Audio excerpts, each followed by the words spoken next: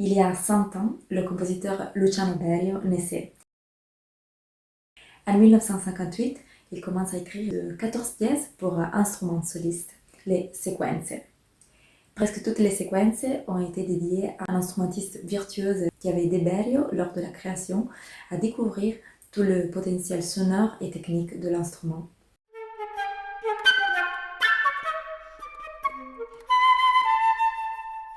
La première, pour flûte, a été dédiée à Severino Gazzelloni.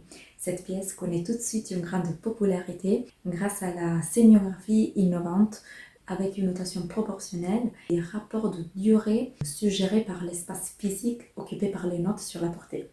En 1992, Berio décide de rééditer la partition avec une notation plus traditionnelle et plus fiable à cause des nombreux cas d'interprétation trop libre. À différence des autres séquences, la séquence A4 pour piano utilise une écriture relativement traditionnelle. Donc à l'époque des pièces pour piano préparé, Berio décide de rester sur les touches du clavier.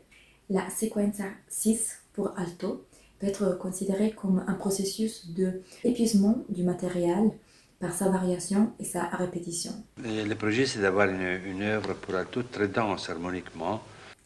Composer la séquence à 8 pour violon a été pour Berio une sorte de dette personnelle avec cet instrument, avec lequel il avait entretenu une relation plutôt compliquée quand il était jeune, mais pour lequel il avait gardé toujours une grande attirance.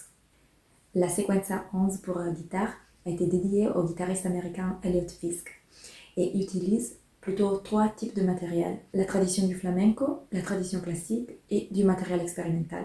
La théâtralité sort naturellement de cette pièce lorsque Berio joue sur l'image du guitariste en concert en indiquant au milieu de la pièce une pause pour que le guitariste puisse réaccorder son instrument.